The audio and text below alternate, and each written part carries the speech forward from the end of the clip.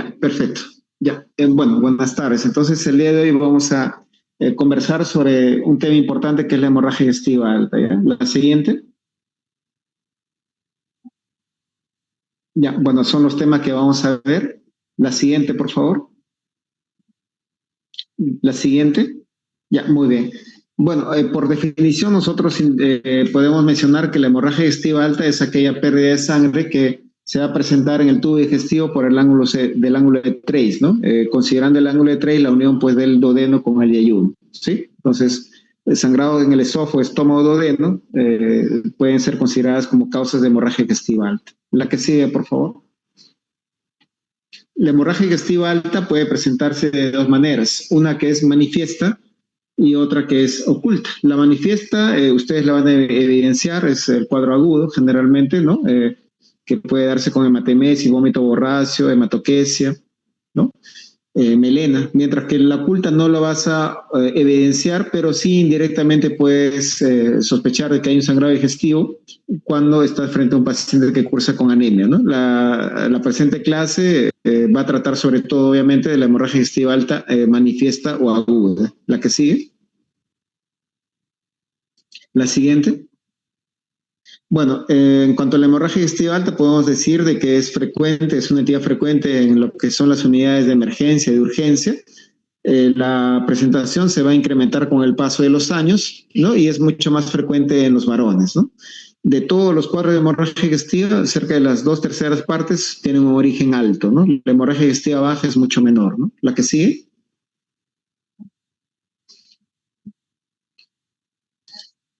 En nuestro país, igual en ese estudio quizás un poquito ya antiguo, pero se corrobora lo que ya se ha mencionado, ¿no? De todos los cuadros de hemorragia digestiva, un gran porcentaje son altas, cerca del 70-80%, es más frecuente en los varones y más frecuente también a mayor edad.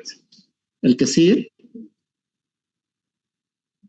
En los últimos años, esta entidad, la hemorragia digestiva alta, ya ha mejorado en cuanto a lo que es su pronóstico, ha disminuido la mortalidad, ¿no? Básicamente por dos cosas importantes. Uno es el manejo inicial, que es lo que trataremos de explicarles ahora en esta exposición, y por el empleo cada vez más rutinario de lo que es la endoscopía terapéutica, ¿no? El que sigue, por favor. Muy bien, gracias. En cuanto a la etiología, hay diversas causas que pueden producir un sangrado digestivo alto y estas se pueden dividir de acuerdo al segmento comprometido. Por ejemplo, en el esófago, la causa más frecuente son las varices esofágicas. También tenemos síndrome de Mayer-Weiss. Mayer-Weiss es un desgarro que se presenta en la unión del esófago en el estómago, precedido por vómitos importantes, ¿no? En cuanto al estómago, las causas más frecuentes, úlcera gástrica, cáncer gástrico, en el duodeno, la úlcera péptica, ¿no? Hay otras causas como les he mencionado, pero lo más frecuente es lo que ahí pueden ver en negritas, ¿no? El que sigue, por favor. En esa imagen podemos mencionar o podemos observar algunos ejemplos de sangrado digestivo, ¿no? Síndrome de Mayer-Weiss, erosiones, las erosiones gástricas casi siempre asociadas al consumo de antiinflamatorios no esteroideos, ¿no? En la imagen inferior izquierda pueden ver ustedes el duodeno y pueden ver ahí una lesión que vendría a ser la lesión de Dieulafoy, que es una arteria anómala muy pequeñita que produce sangrado importante, ¿no? Y a su mano derecha, en la parte inferior, pueden observar ustedes una telangiectasia o araña vascular también llamada, que también puede ser causa de sangrado, ¿no? El siguiente, por favor. Las causas más frecuentes de sangrado digestivo, ¿no? Es importante mencionar tres entidades, ¿no? Lo que es la úlcera gástrica, la úlcera duodenal, que vendrían a ser lo que es la enfermedad ulcerosa péptica, las varices esofágicas y el cáncer gástrico, ¿no? El que sigue. ¿Ya? Entonces, nunca se olviden, por favor, úlceras, varices, cáncer, ¿ya? Nunca se olviden de eso. Dicen que para ser un médico a veces no hay que ser necesariamente tan brillante o tener un montón de información, ¿no? Sino básicamente piensa en lo frecuente y acertarás. Hay un dicho en el campo de la medicina que es bien aplicado. Entonces, cuando piensen en sangrado digestivo alto, siempre piensen en úlcera, un sangrado para varices esofágicas, y si se trata tal vez de un adulto mayor, siempre hay la posibilidad de que haya un cáncer, ¿no? El que sigue, por favor. El que sigue, muy bien, gracias. En cuanto a lo que es la etiopatogenia, la hemorragia digestiva alta puede dividirse en dos grandes grupos. Una es la hemorragia digestiva variceal, o lo correcto sería decir hemorragia digestiva alta por hipertensión portal, y la hemorragia digestiva alta no varicial. La hemorragia digestiva variceal incluye las varices esofágicas, pero también está el sangrado por ruptura de varices gástricas o también por hipertensión portal. En la hemorragia digestiva no variceal se incluyen todas las otras causas, siendo la causa más frecuente en ese campo la enfermedad ulcerosa péptica, ¿no? Tanto la gástrica como la duodenal. La fisiopatología es diferente en ambos grupos y esto nos va a permitir pues justamente la clasificación, ¿no? En HDA varicial, HDA no varicial. En la HDA varicial lo que va a predominar es una elevación en la presión del sistema porta hepático, mientras que en el grupo de HDA no varicial básicamente es un desbalance entre aquellos factores agresores y defensores de la mucosa, ¿no? El que sigue. Bueno, no vamos a ahondar mucho en esto, seguramente ya en la clase de cirrosis hepática ustedes van a comentar, solamente para decirles que la sangre que proviene del vaso y del intestino, ¿no? Llegan a través de la vena porta al hígado, atraviesan el hígado a través de los sinusoides y nuevamente pasan hacia la vena hepática, vena cava y luego al corazón y luego la parte, lo que es la circulación sistémica, esa es la circulación normal. El que sigue. Pero va a ocurrir en enfermedades como por ejemplo la cirrosis hepática, en que va a haber un compromiso del hígado, va a haber también otras causas prehepáticas, poshepáticas, que van a, en cierto modo, dificultar el paso de la sangre a través del hígado. Por lo tanto, la sangre va a tener que llegar hacia el corazón por otras vías, ¿no? Lo que se conoce como una circulación colateral, y puede hacerlo a través de las venas del esófago o a través de las venas del estómago incluso, formando ahí la dilatación de las mismas, lo que da origen a las varices, tanto esofágicas como varices gástricas, que pueden romperse y sangrar de manera importante, ¿no? El que sigue, todo eso a consecuencia pues, de la hipertensión portal, ¿no? El siguiente, por favor. Bueno, esto es la enfermedad ulceropéptica como ejemplo de lo que es la hemorragia digestiva no varicial. Y como decíamos, básicamente es un desbalance que va a ocurrir entre los factores defensivos de la mucosa y los factores agresivos de la mucosa, ¿no? También tiene una clase al respecto. El que sigue, por favor. La presentación clínica. Cuatro presentaciones que tienen ustedes tomar en cuenta. Uno es la hematemesis. La hematemesis es el vómito hemorrágico, que puede ser sangre rojo vivo o rojo vinoso, el vómito borráceo, la melena y también la hematoquesia, que es la eliminación por el recto de sangre, ya sea mezclada con las heces o también coágulos de sangre de manera abundante, ¿no? Son las cuatro presentaciones de la hemorragia digestiva alta. Puede haber otros síntomas, sí, otros síntomas agregados, como tal vez síntomas de anemia o incluso inestabilidad hemodinámica, ¿no? Pero esas cuatro son las que ustedes tienen que buscar cuando estén sospechando hemorragia digestiva alta, ¿no? El que sigue, por favor. La hematemesis, obviamente, como hemos dicho, ese sangrado que uno elimina a través de la boca, indirectamente está indicando que estás frente a un sangrado activo, o sea, en ese momento puede estar sangrando. Si es rojo vinoso, puede ser que sangró recientemente. El vómito borráceo, ¿no? Por lo general, puede indicar que el sangrado en ese momento ya ha sido detenido, ¿no? Que no tiene un sangrado activo en el instante que tú estás observando el vómito borráceo. La melena es una deposición muy característica, es una deposición negra, ¿no? Oleosa, ¿no? Alquitranada, mencionan, con un olor muy característico. El que ha podido presenciar melena es un olor muy peculiar, no necesariamente desagradable, pero es muy peculiar, que es difícil de olvidarlo, ¿no?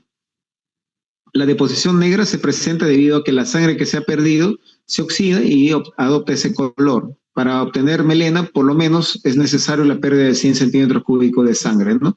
Y obviamente, como tiene que recorrer todo el tubo digestivo, el intestino, perdón, ¿no? Para que sea oxidada la hemoglobina, no se observa inmediatamente el sangrado, sino por lo menos tiene que pasar 8 a 10 o 14 horas luego de que se ha presentado un sangrado digestivo alto para evidenciarlo en forma de melena, ¿no? La hematoquesia, hay hematoquesia hemorragia digestiva baja y hay hematoquesia hemorragia digestiva alta. En la hematoquesia por hemorragia digestiva alta típicamente se debe caracterizar por inestabilidad hemodinámica. ¿Por qué motivo? Porque para que se presente el sangrado digestivo alto como hematoquesia tiene que tratarse de un sangrado masivo. O sea, es tan importante el sangrado, ¿no? Que no permite que esa sangre que se ha perdido ¿no? Se oxida y se transforma en melena. Entonces es tanto el sangrado que no se elimina como melena, sino como hematoquesia, ¿no? El que sigue, por favor. Tenemos que hacer nosotros el diagnóstico diferencial, ¿no? No toda melena es necesariamente melena, no todo vómito borráceo necesariamente es vómito borráceo. La hematemesis hay que hacer diagnóstico diferencial con la hemoptisis, con el sangrado también de la epístasis posterior, ¿no? Incluso gingivorragia. ¿Cómo diferenciar, cómo hacer el diagnóstico diferencial? Generalmente la verdadera hematemesis está precedida por arcadas, ¿no? El paciente dice, tengo arcadas, tengo náuseas, y bueno, y luego va eliminada a través de la boca sangre rojo vinoso, sangre rojo vivo. Mientras que cuando es por hemoptisis, generalmente está acompañado de tos, y en epístasis o gingivorragia no hay ni tos, no hay ni arcadas, ni náuseas, simplemente el paciente nota que la boca se llena de sangre y luego lo elimina a través de la misma, ¿no? El vómito porráceo con P, ¿ya? Es verde oscuro. Es muy importante diferenciarlo el vómito borráceo con B. ¿Por qué? Porque el porráceo no es sangrado, básicamente traduce una obstrucción del intestino. Y esto es frecuente a veces encontrar en pacientes críticos, ya sea en emergencia en UCI, ¿no? Que por un problema de la motilidad van a presentar y le pone la sonda nasogástrica, van a observar salida de un líquido verde oscuro. Y confunden, piensan que es sangrado, pero en realidad simplemente es quizás un cuadro obstructivo, ¿no? La melena, diferenciamos de la pseudomelena. Una pseudomelena también son deposiciones oscuras negras, pero no tiene el típico olor característico de la melena, ni tampoco la consistencia, ¿no? La pseudomelena se debe sobre todo a ingesta de fármacos como bismuto, suplementos de hierro, o incluso ciertos alimentos como la sangrecita, por ejemplo, que a veces nosotros podemos consumir, ¿no? La hematoquesia en hemorragia digestiva baja, si dijimos que en la hematoquesia por HDA existe un estado hemodinámico alterado, bueno, en la hematoquesia por HDB, pues el estado hemodinámico va a estar conservado, ¿no? La frecuencia cardíaca, la presión arterial está dentro de lo normal, ¿no? El que sigue, por favor. ¿No? Entonces, acá importante, ¿no? Diferenciar borráceo con B, que viene de la borra del café, del porráceo, que viene del puerro o poro, que es verde oscuro, ¿no? El que sigue. Diferenciamos también lo que es la presentación de hematoquesia. Ustedes por un lado en la imagen izquierda van a ver una hematoquesia por HDA, hemorragia digestiva alta, es un paciente que está inestable hemodinámicamente, ¿no? Luce mal, ¿no? Mientras que la hematoquesia por HDB, el paciente no luce tan grave, ¿no? Está tranquilo, estable, ¿no? No hay inestabilidad hemodinámica, ¿no? El que sigue. En cuanto al diagnóstico. En cuanto al diagnóstico de la hemorragia digestiva puede ser clínico, nunca hay que olvidarse del diagnóstico clínico, pero también puede ser endoscópico. El diagnóstico clínico se hace mediante lo que es la anamnesis y el examen físico, y nos puede dar un diagnóstico tanto presuntivo como definitivo. Definitivo puede ser cuando estás evidenciando, por ejemplo, una hematemesis, ¿no? En ese momento. Entonces no hay duda, ¿no? Reconoce que hay una hematemesis, un diagnóstico definitivo clínico de HDA. Endoscópico también, mediante la introducción de un tubo, de un endoscopio a través de la boca, ¿no? Me puede permitir identificar que el sangrado digestivo está por encima del ángulo de trazo, o sea, es una hemorragia digestiva alta, ¿no? En el examen físico nos podemos valer de algunos del tacto rectal para evidenciar melena, si tenemos duda. Ahora a veces es más sencillo porque a veces el paciente le toma la foto y te muestra la foto y muchas veces no hay necesidad de hacer tacto rectal si es que es muy evidente la melena por la imagen, ¿no? Y el lavado gástrico. Antes recurría mucho al lavado gástrico para confirmar sangrado digestivo alto, ¿no? Pero ahora está un poquito en desuso. El que sigue, por favor. También existe lo que es el diagnóstico etiológico, ¿ya? Además de determinar cuál es el origen del sangrado digestivo, o sea, si es alto o bajo, nosotros debemos determinar la causa del sangrado digestivo. Hay muchas causas. En ese sentido, la clínica solo me puede orientar con el diagnóstico presuntivo, no con un diagnóstico definitivo. O sea, yo puedo sospechar, ¿no? Si es un paciente con cirrosis hepática que me está viniendo con sangrado digestivo alto, con hematemesis, puedo decir, puede ser varicial, ¿no? Pero es presuntivo. La endoscopía sí me va a dar un diagnóstico definitivo en un gran porcentaje, o sea, me va a determinar la verdadera causa del sangrado digestivo alto, ¿no? El que sigue. En cuanto al manejo, tres aspectos: la fase preendoscópica, la fase endoscópica y la fase postendoscópica. El que sigue, por favor. En la fase preendoscópica se compone de dos partes, la evaluación inicial y las medidas iniciales, ¿no? Como menciona ahí, es muy crucial, es muy importante, ¿ya? Y es en realidad algo que todos deberíamos saber sin importar la especialidad que tengamos, ¿sí? O si es que tenemos alguna especialidad. El que sigue, la evaluación inicial se basa en lo que es la anamnesis y el examen físico, ¿ya? Como es una evaluación inicial y estamos frente a una hemorragia digestiva alta que puede ser una urgencia, esta tiene que ser rápida y dirigida, ¿no? ¿Rápida y dirigida a qué? A diagnosticar que estamos frente a un cuadro de HDA, determinar o acercarnos o aproximarnos hacia la etiología de esta y determinar en cierto modo la gravedad del cuadro digestivo, ¿no? El que sigue, la anamnesis está dirigida. ¿Dirigida a qué? Como dijimos, determinar si está frente a un HDA, determinar la etiología, es grave o no es grave. Hay algunos datos que nos pueden indicar de la gravedad. Por ejemplo, si hay presentación con hematemesis o si hay presentación con hematoquesia, nos está indicando que la pérdida de sangre es importante, por lo tanto puede tratarse un cuadro digestivo de hemorragia digestiva alta, perdón, grave, ¿no? Si hay inestabilidad hemodinámica, también con mayor razón. El que sigue, por favor.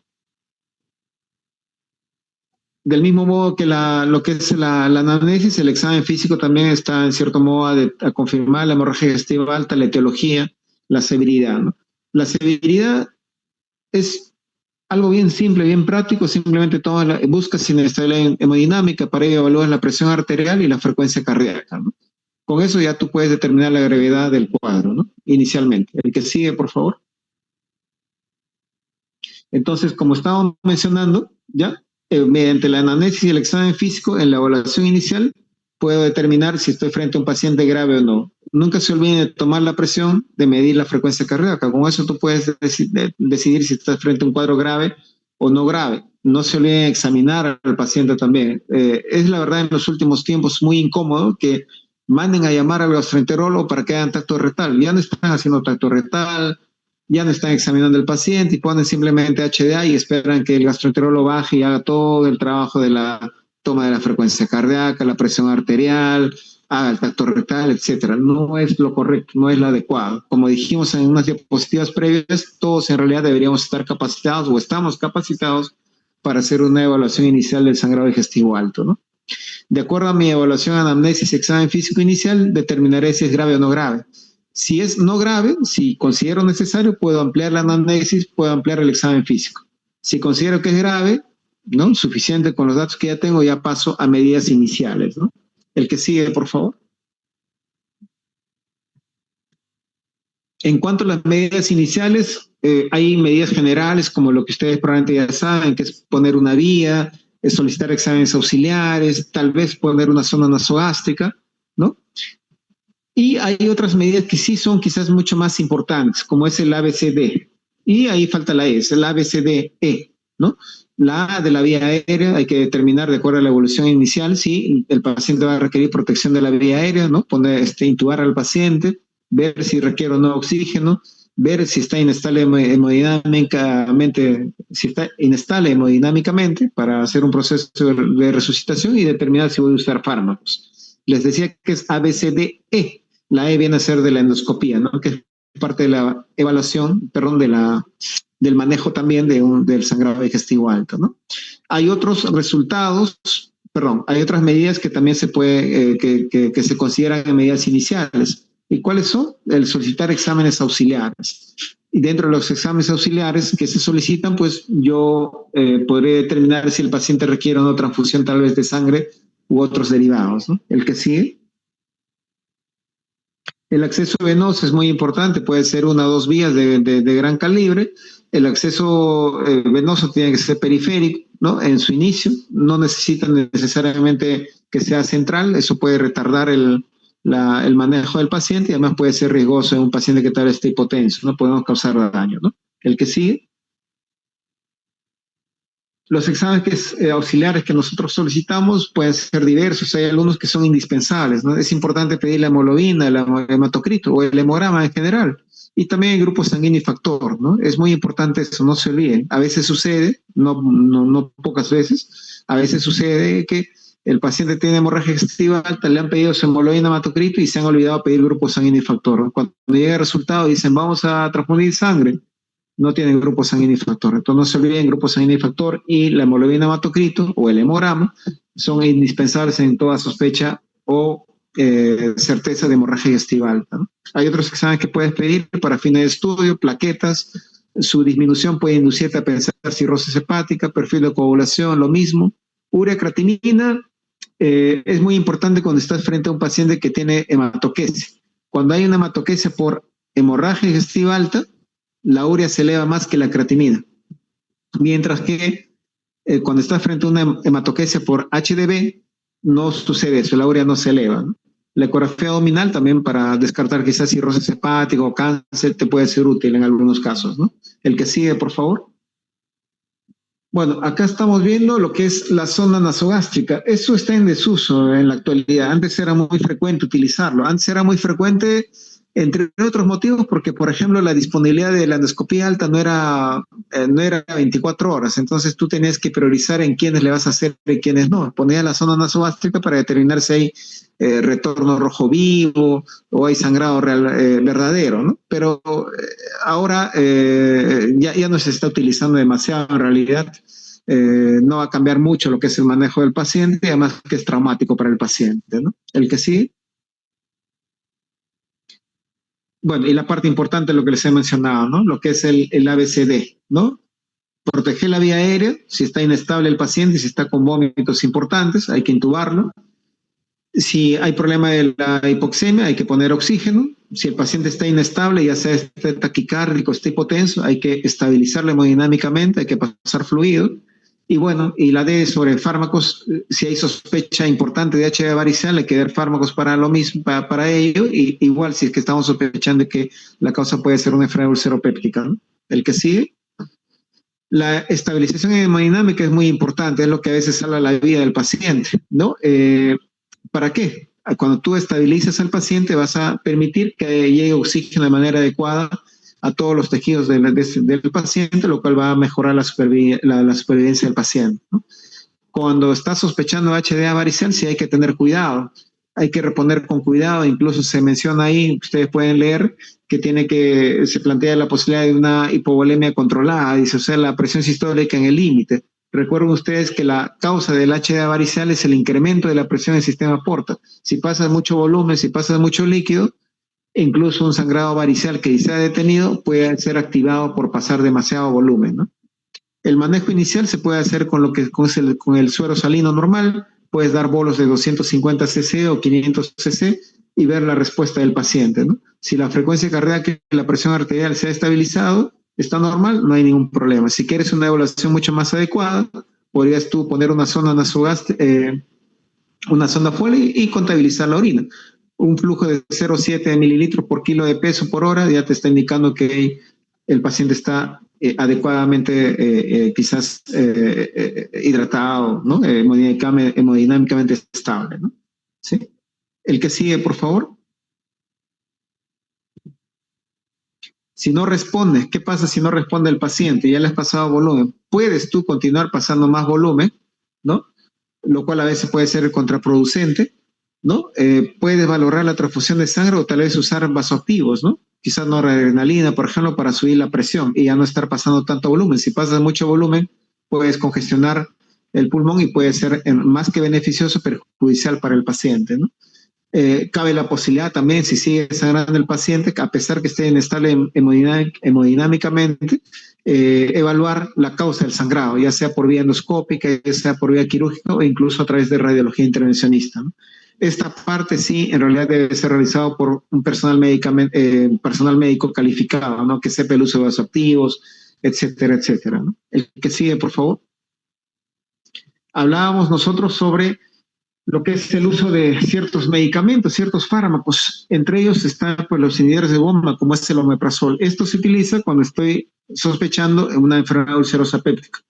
El omeprazol hace que el pH gástrico suba, que esté por encima de 6, y esto estabiliza en cierto modo el coágulo, si es que se ha formado coágulo, ¿no? Entonces, si bien es cierto, como dice, y no controla el sangrado, sí te permite un poquito que el riesgo de que resangre, si es que se ha formado en coágulo, sea menor, ¿no? la dosis adecuada, se pone un bolo de 80 miligramos, la ampolla viene de 40, y luego se puede dar en infusión continua o también en bolos de 40 miligramos cada 12 horas, ¿no? El que sigue,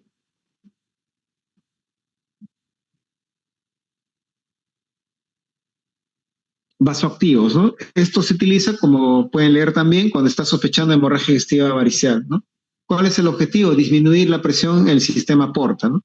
Si la causa de la HDA varical es la elevación de la presión en el sistema porta, pues si yo disminuyo esa presión, voy a hacer que el sangrado por ruptura de varices esofágicas se controle, ¿no? Remita. Entonces, esto sí, a diferencia de los inhibidores de BOMA en la HDA por enfermedad seropéptica, este fármaco, los vasoactivos, sí logran controlar la hemorragia, disminuye la presión en el sistema porta, la hemorragia se controla.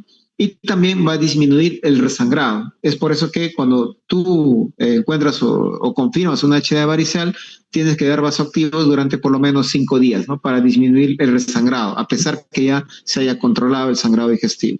Los dos fármacos más utilizados es el actrótide y la terlipresina, ¿no? El que sigue, por favor. De manera complementaria podemos usar nosotros cuando es HDA varicel los antibióticos. En una HDA varicel, o sea, por ruptura de varices esofágicas, sobre todo cuando estás frente a un paciente con cirrosis hepática, puede favorecer que presente ascitis y esta ascitis a su vez presente un cuadro infeccioso, lo que es una peritonitis bacteriana espontánea. Entonces, de esa manera previenes la PBE, ¿no? Entonces tienes que dar antibióticos. Además, está demostrado que cuando hay una infección bacteriana, por ejemplo, en el líquido acítico, la presión del sistema porta puede incrementarse y esto a su vez puede favorecer que haya un resangrado por ruptura de varices esofágicas, ¿no? El que sigue. Transfusión de paquete globular. Bueno, actualmente la indicación es restrictiva. Antes se transfundía o se pasaba paquetes globulares para alcanzar una hemoglobina de 11, 12, 13, etc. Ahora lo que se sabe es que lo correcto es que debe tener una hemoglobina de 7 u 8, en pacientes cardiópatas hasta 8 o 9, ¿no? Para mantener una hemoglobina de un nivel adecuado. Entonces solo se va a transfundir si es que tenemos una hemoglobina menor a 7, ¿no? Transfundir más de lo necesario, más que ayudar, puede ser perjudicial para el paciente, ¿no? Plasma fresco congelado, si es que hay alteración del INR, plaquetas también, si es que, bueno, las plaquetas están muy disminuidas y que incluso puede ser la causa del sangrado digestivo, ¿no? El que sigue, por favor. Entonces, una vez que tú has hecho ya la evaluación inicial, las medidas iniciales, ¿no? Tienes que determinar ya la gravedad del cuadro. Para ello existen parámetros clínicos que nos pueden ayudar a determinar la severidad, ¿no? Está lo que es el score de Roca preendoscópico, o sea, antes de la endoscopía. Está el score de Glasgow-Blatchford, que es uno de los más conocidos, y el IMS 65, ¿no? Luego vamos a ver eso. De acuerdo a nuestros resultados de la evaluación, ¿no? Podemos tomar decisiones y calificar al paciente de un sangrado digestivo de bajo riesgo o de alto riesgo, ¿no? Alto riesgo, bajo riesgo en relación al resangrado, a la morbilidad, a la mortalidad. Si es de bajo riesgo, si no tengo las condiciones para hacer la endoscopía, en realidad puede ser el paciente dado de alta y ser manejado de manera ambulatoria. Si estoy frente a un paciente que lo catalogo como un alto riesgo, debería hacerle la endoscopía a la brevedad. Eso va a depender mucho, como les digo, de la institución, ¿no? O del escenario en el cual ustedes se encuentran. ¿Ya? Si ustedes están en un lugar donde hay disponibilidad de endoscopios, no está saturado la endoscopía, pues a pesar que sea bajo riesgo, tú le podrías hacer la endoscopia, no hay ningún problema, ¿no? El que sigue, por favor. Bueno, ahí está la escala de Glasgow-Blatchford, ¿ya? El que sigue. Y el ejemplo del score preendoscópico de Rocal y el IMS, ¿no? El que sigue. Luego viene la parte más importante, quizás, la del manejo endoscópico, una de las partes más importantes, ¿no? Juntamente con el manejo inicial. Mucho se asocia el manejo de la hemorragia digestiva con el manejo endoscópico, y ya estamos viendo que no es así. Existe un manejo preendoscópico, manejo endoscópico y postendoscópico. Y en el manejo preendoscópico es muy importante las medidas iniciales, como por ejemplo lo que le hemos dicho que es la resucitación, si estoy frente a un paciente que está con inestabilidad hemodinámica. En el manejo endoscópico, como su nombre dice, obviamente, implica pues hacer el uso del endoscopio. Y esto se hace con dos objetivos, una endoscopia diagnóstica y una endoscopia terapéutica. No es que son dos procedimientos diferentes, sino que uno entra con el endoscopio, es diagnóstico, y si encuentra alguna lesión que es necesario darle un tratamiento, pues ya se convierte en una endoscopia no solo diagnóstico, sino también terapéutica, ¿no? El que sigue, por favor. La endoscopia diagnóstica para confirmar que estoy frente a un HDA, para identificar la lesión que está sangrando, ¿no? También para determinar la severidad de la lesión y el riesgo de resangrado y mortalidad, ¿no? La terapéutica obviamente implica intervenir en la lesión sangrante, lo cual va a disminuir la mortalidad, va a disminuir obviamente la morbilidad, disminuyendo la posibilidad de un resangrado, ¿no? El que sigue, por favor.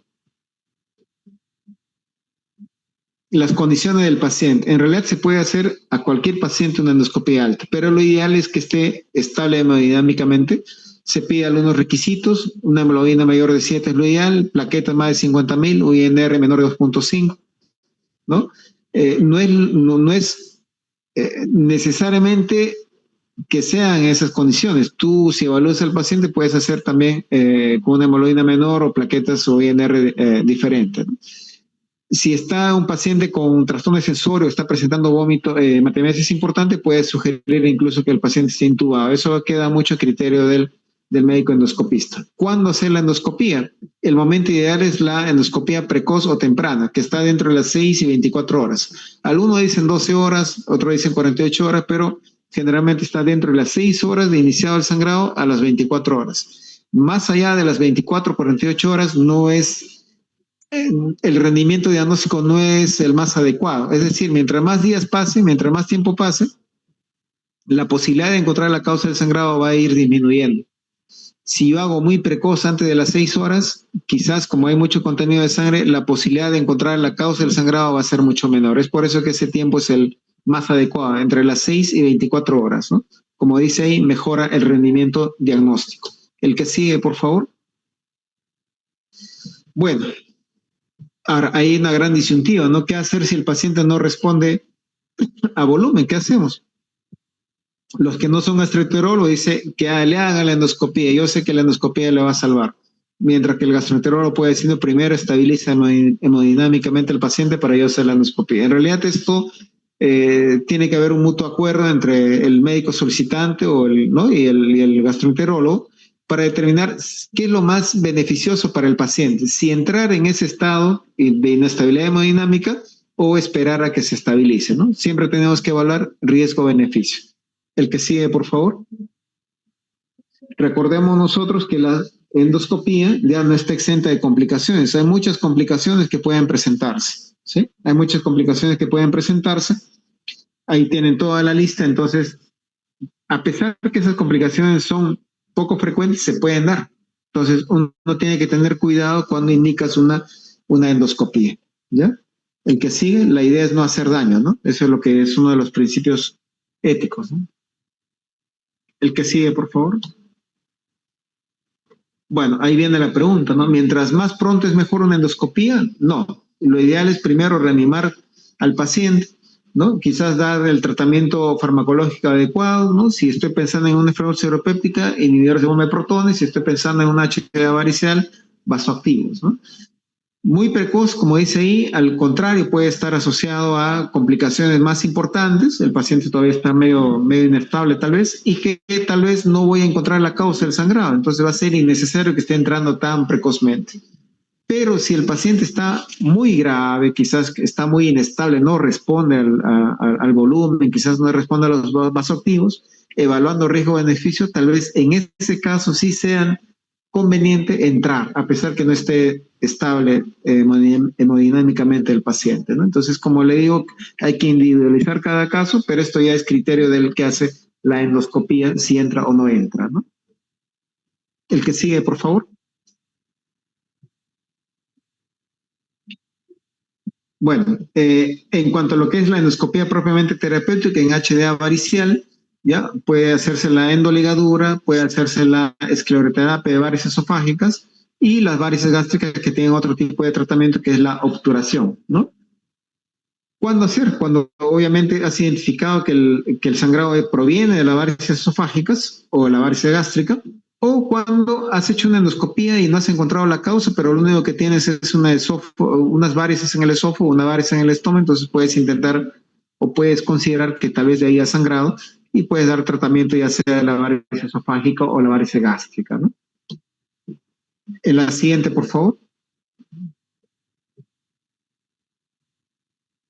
Ya, ahí estamos viendo en la parte superior cómo se hace una ligadura, se entra con el endoscopio, se observa un cordón varicoso, una varice, se aspira, luego se desliza un capuchón que previamente se ha puesto en la punta del endoscopio.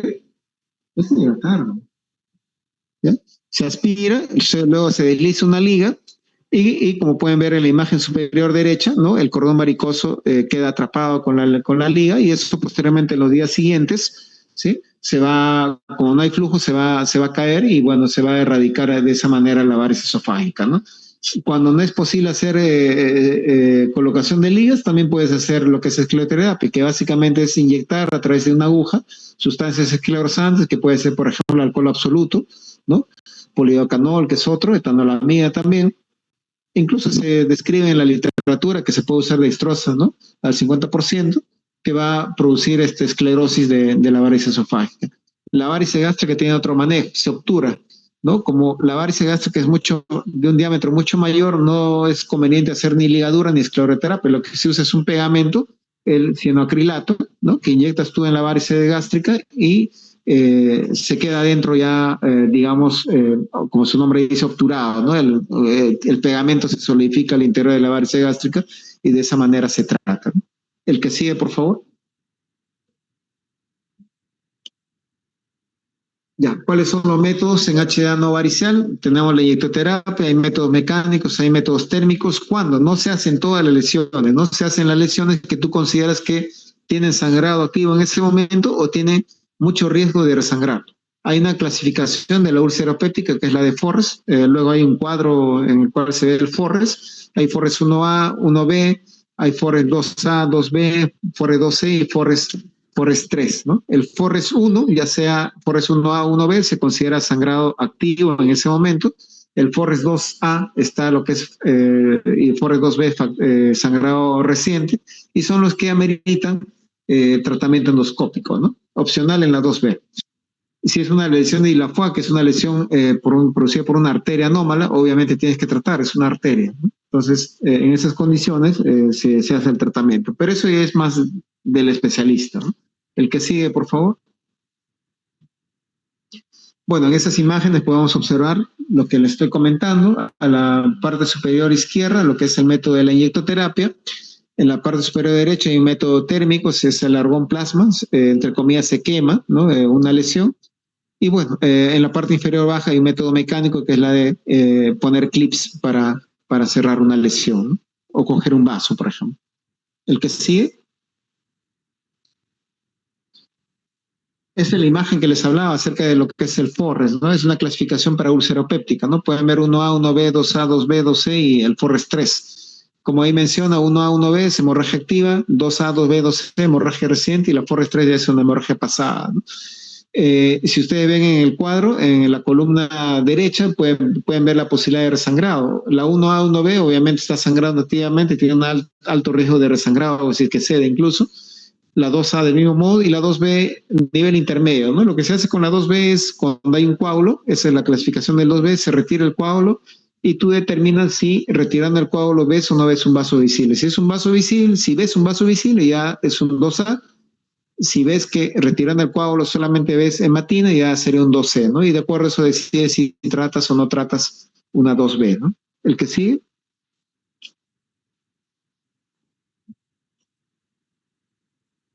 Bueno, entonces, y nuevamente, ya hiciste la endoscopía, igual tienes que determinar la severidad. La severidad te va a determinar qué decisiones tomar, ¿no? Para ello está el score de Rockall, que lo pueden ver ustedes ahí. No solo el score de Rockall se considera, sino también el tipo de lesión, como les decía, ¿no?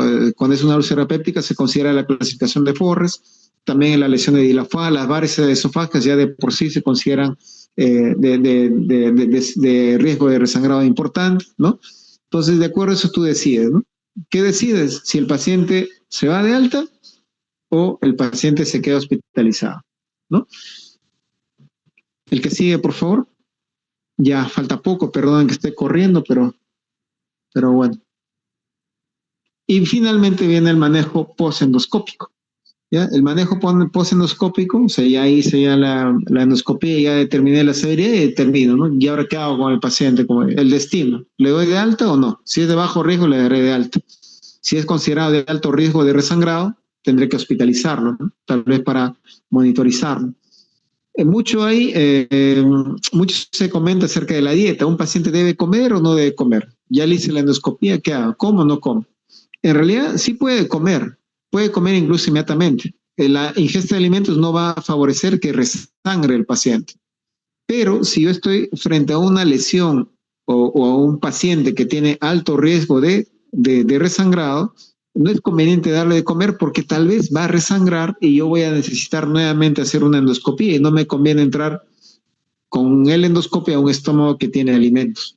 Entonces, va a depender eso si estoy frente a bajo riesgo o alto riesgo, ¿no? Fármacos, ¿le doy fármacos sí o no? Si estoy frente a una enfermedad ulceropéptica, claro, tiene que continuar con los inhibidores de bomba de protones, ya sea vía oral o vía endovenoso. Eso va a depender también de la severidad, ¿no? Si es una lesión Forrest 3, no hay problema, vía oral. Pero si estoy frente a una lesión quizás 1A, 1B, o sea que tenía sangrado activo, lo más conveniente tal vez sea poner endovenoso más que vía oral, ¿no? Y HDA varicial, bueno, ya se ha comentado que se debe continuar con los fármacos vasoactivos, a pesar que se haya detenido el sangrado. Ahí lo de 3 días es un error, en realidad debe ser 5 días por lo menos, ¿no? ¿Sí? Idealmente 5 días porque el resangrado varicial generalmente se ve a los 5 días, ¿no? Debe continuar con eso. Y ya más adelante debería continuar con beta bloqueador, que puede ser carvedilol o para ponerlo en algunos casos, ¿no? Y ya parece que falta una diapositiva más. El que sigue, por favor. Y bueno, ya para concluir, no, ¿qué hay que saber del HDA? Bueno, que es una entidad muy frecuente que van a observar ustedes en la emergencia, en la urgencia, que las causas más frecuentes es la enfermedad ulcerosa péptica y la ruptura por varices esofágicas, que tenemos 3 manejos en lo que es el HDA, ¿no? Preendoscópico, endoscópico y posendoscópico, y es muy importante el manejo preendoscópico, ¿ya? Es muy importante, ¿no? Y como ahí se reitera, que en realidad podría ser realizado por todo médico sin que éste sea necesariamente gastroenterólogo, ¿no? Muy importante también el manejo preendoscópico es la resucitación con fluidos. Si estás frente a un paciente con inestabilidad hemodinámica, eso ya se ha comprobado, va a mejorar la mortalidad, ¿no? También indicar que los fármacos también se usan para controlar el sangrado digestivo, pero no cualquier sangrado digestivo. El sangrado digestivo por ruptura de varices esofágicas, ¿no? Los fármacos vasoactivos pueden detener el sangrado varicial, ¿no? Por ruptura de varices esofágicas. También informar reiterar que la endoscopía no solamente es para hacer diagnóstico, sino también la endoscopía alta puede ser utilizada como tratamiento, lo que va a ir en beneficio del paciente con sangrado digestivo alto, ¿no? Pero ¿se hacen todos los pacientes una endoscopia terapéutica? No, ¿no? Se hacen aquellos pacientes que son considerados como cuadros graves o que presentan lesiones con alto riesgo de resangrado, ¿no? ¿Cuándo hacer la endoscopía? Idealmente entre las 6 y 24 horas, no más allá de las 24 horas. Y bueno, antes de las 6 horas un poquito quizás discutible o valorar el cuadro del paciente para decidir si se hace o no antes de las 6 horas. El que sí, bueno, bueno, creo que hemos terminado a tiempo, incluso mucho más antes de 1 hora.